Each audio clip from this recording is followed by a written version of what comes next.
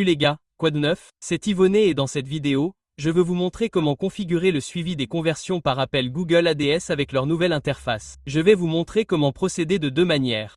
La première consiste à suivre les clics sur notre site, que quelqu'un soit sur son téléphone ou sur son ordinateur. Si quelqu'un clique sur le numéro de téléphone de votre site, cela déclenchera une conversion. La deuxième manière dont je vais vous montrer comment suivre les conversions par appel consiste à mesurer une certaine durée d'un appel téléphonique.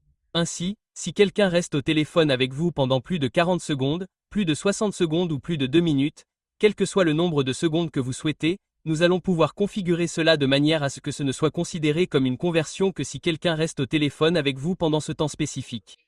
Très bien, nous allons utiliser Google Tag Manager pour cela. Je vous recommande vivement de le configurer pour votre site. Cela facilite énormément la configuration du suivi des conversions, pas seulement pour Google ADS, mais pour tout le reste. Cela vous permet également de configurer un suivi sophistiqué. Nous allons donc utiliser Google Tag Manager. Si vous ne l'avez pas, ce n'est pas grave. Je vais vous expliquer brièvement comment le configurer, mais c'est à peu près tout ce dont nous avons besoin. Nous allons utiliser ce site web, dynamicgrossagency.com, à titre d'exemple. Nous allons suivre ce numéro de téléphone. D'accord? Nous allons donc suivre le nombre de personnes qui cliquent sur ce numéro. Et lorsque quelqu'un appelle, nous voulons pouvoir suivre le nombre de personnes qui restent en ligne avec vous après un certain temps. D'accord? Alors, entrons dans le vif du sujet. Tout d'abord, si vous n'avez pas Google Tag Manager, rendez-vous simplement sur tagmanager.google.com et configurez-le. Il vous posera peut-être quelques questions. Répondez simplement à ces questions. C'est très facile. Vous allez ensuite obtenir un code qui va ressembler à ceci. Donc, si vous avez quitté cette fenêtre contextuelle trop tôt, il vous suffit de cliquer à nouveau dessus ici dans votre compte Google Tag Manager, et vous verrez le code que vous devez ajouter à votre site web. Nous utilisons WordPress dans cet exemple, mais peu importe le générateur de pages que vous utilisez.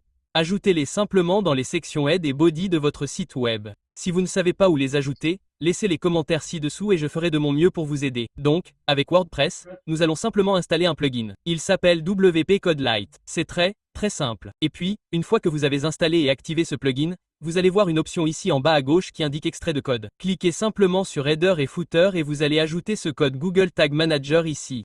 Vous allez donc ajouter la partie supérieure dans l'entête et la partie inférieure ici dans le corps. Et c'est tout. Vous allez cliquer sur enregistrer et vous serez prêt à partir. Ok, voilà pour la partie configuration de Google Tag Manager, en l'ajoutant à votre site au moins. Retournons maintenant à notre compte Google ADS. Et croyez-moi, vous me remercierez plus tard de vous avoir montré comment configurer cette configuration de Google Tag Manager. Cela va vous faciliter grandement la vie grâce au suivi des conversions. Passons donc aux objectifs. Passons au résumé. Et nous allons cliquer sur créer une action de conversion. Nous allons basculer entre Google ADS et Google Tag Manager. En fait, je vais probablement les rapprocher un peu l'un de l'autre. La première chose que nous voulons faire est de suivre uniquement les clics sur le bouton. Ok, dans ce cas, sur ce site, nous voulons suivre le nombre de personnes qui cliquent sur le bouton ici, ce qui les invitera à ouvrir une application. Comme je suis sur mon ordinateur, il me demande de demander à une application de choisir. Et au téléphone, les gens pourront vous appeler immédiatement. Ils n'auront pas besoin de choisir une application, bien sûr. Revenons-en là. Et pour cette première option, nous allons désactiver les conversions provenant des appels téléphoniques. Nous allons simplement suivre les conversions sur un site web,